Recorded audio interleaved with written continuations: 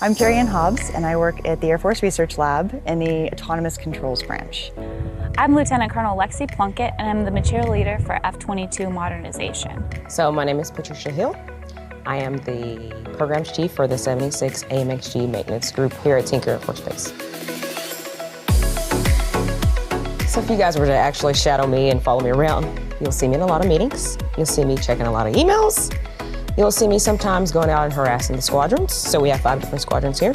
So I go out and do spot inspections, safety inspections like that, correct people if they're doing anything incorrectly, and just educate the supervisors. So what we do day in and day out is understand where enemies are headed and try to understand the technology that we can implement onto our platform to make it the most deadly and feared aircraft in the world.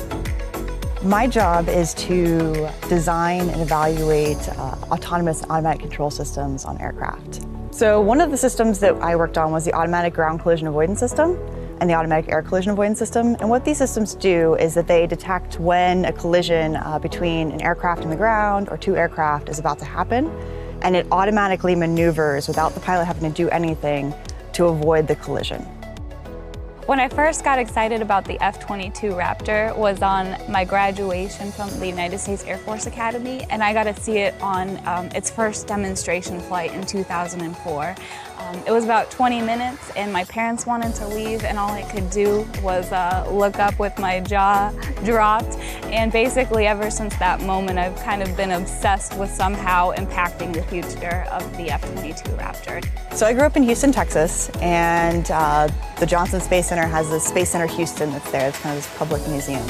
And when I was 6 years old, my family went to the Space Center, and we went to all the major exhibits and even threw a video kind of on the Challenger accident. But I decided that day that this was probably the coolest thing that I could imagine, and I wanted to one day grow up and work on spacecraft and aircraft and be on the cutting edge of technology in aerospace.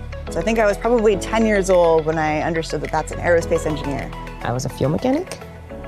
I was a first line supervisor. I was a section chief. Now I'm the program chief for the 76 AMXG.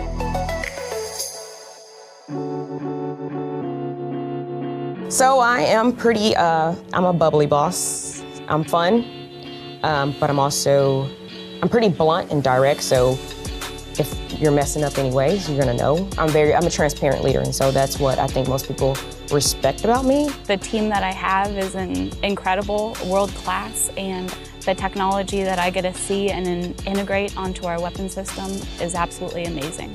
So it feels really good to work on a program like that, and my part is a very small part of a very large team. I think that I don't come to work each day trying to prove myself because I am a woman. I try to do my best each day because I have the privilege to serve and because I have the privilege to wear the uniform of the United States Air Force. If I waste 1 minute trying to prove myself, that's a minute that I'm not contributing to the mission. I'm not modernizing the F-22, I'm not supporting my team, and we're not maintaining and retaining the advantage against the enemy. Some men, I feel like maybe I have to demand their respect, but I'll eventually get it. Whenever I go into an environment like this, I'm comfortable. So I'm comfortable in the production world. I can talk crazy and get on their level. I don't know, it's normal. This is a new day and age, right? So gender and even race, I don't feel like it's that bad now. I mean, I don't feel like just because I'm a woman or because I'm a minority, it's gonna hold me down. I mean, that's just, we're in a different day and age. It's not. So aerospace is very male-dominated. I think that the stats are something like 10%. When I went to school in my undergrad at Embry-Riddle, it was 18% female. I think that AFIT was about 7% female, but it was less than 10%.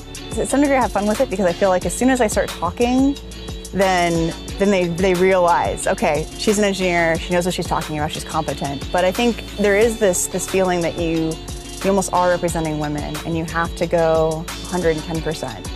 And you have to be on your game in a meeting. Or even I had a friend that they asked me, why don't you ever make jokes? You know, when we're hanging out, you make a ton of jokes, you're funny. And I said, because I feel like if I make a joke at work, then nobody's gonna take me seriously. And maybe that's not true, but this is kind of I'm constantly trying to make sure that I'm being as professional as possible to be taken seriously by my peers. a little bit weird when the first thing that somebody says about me is, oh, she's very fashionable, because I would rather them say, she's a hell of an engineer. So we talk art of the possible here, right? So Patricia's art of the possible life goal is to be an SES. So why can't I? I'm close. I think I can do it. Like I said, anything that I shoot for, to me, I always get it. So I'm pretty sure you're looking at your future SES. I love being the material leader for F-22 modernization because I have the best team getting to modernize the best platform in the United States Air Force and the best military in the world. When I was looking at what do I want to do, looking at these kind of industry, academia, or government paths, I ended up choosing the government path from my internship to what I'm doing now because I feel like what I'm doing is specifically to make the country better. It's a way to serve the country without being in the military.